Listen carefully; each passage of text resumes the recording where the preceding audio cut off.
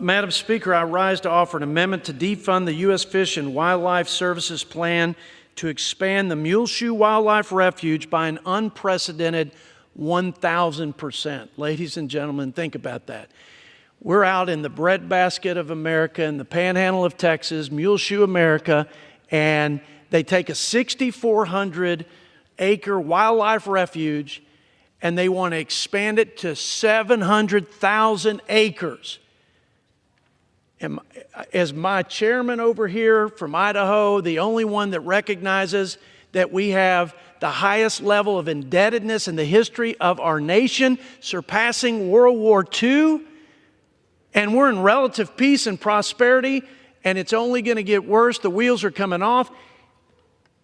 Chairman Simpson, we spend almost $1 trillion to service the debt, just to pay interest, and that's going to more than double over the next decade. We are in trouble. $35 trillion. We're borrowing almost $8 billion a day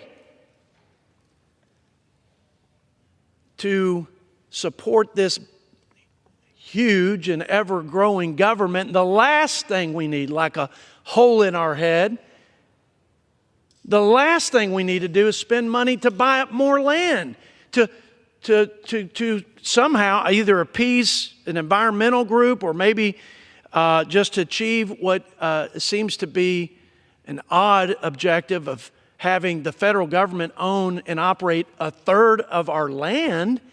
They can't manage the land they've got. I just got back from Glacier National Park. It's beautiful. I want those parks to be managed well for wildfire management, recreation use. I mean, they're beautiful and we're blessed. The gentleman there who runs that facility on behalf of the American people said he can't get to 10% of the land. And we're trying to go 1,000% expansion in Muleshoe. The sandhill crane and the pronghorns, they're not on the endangered species list. They're stable. I don't understand why. Here we are. Let's think about the critical habitat versus the human flourishing and the human habitat and the American people habitat.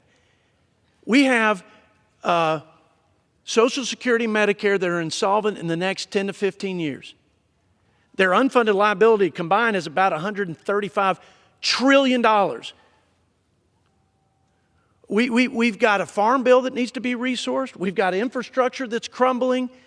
We have a defense department, the common defense, which is the first and most important job of the federal government. But because our debt and interest is squeezing our ability to fund our national priorities, we are now below 10%, or now below 3% investing in military and the defense of our country per GDP for the first time since prior to World War II.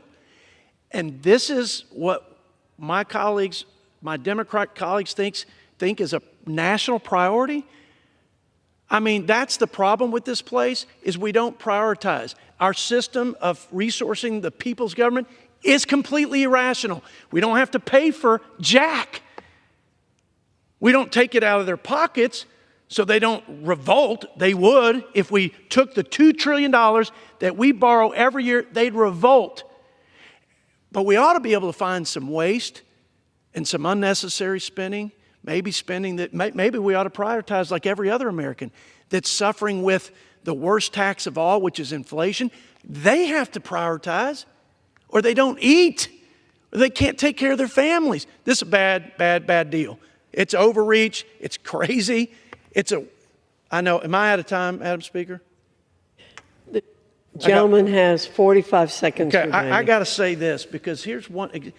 People don't trust the federal government anymore, and I don't like that, because it's going to make it very difficult for us to govern and keep the peace, the domestic tranquility, and to have us love each other as fellow Americans. They don't trust the federal government even more over the last few years because they've seen it be weaponized against them in the name of clean air or clean water in terms of ponds, puddles, and ditches on farmers' lands that have nothing to do with navigable waters. And this administration knows it. And by the way, so do the courts, because they threw it out. But it's just one after another.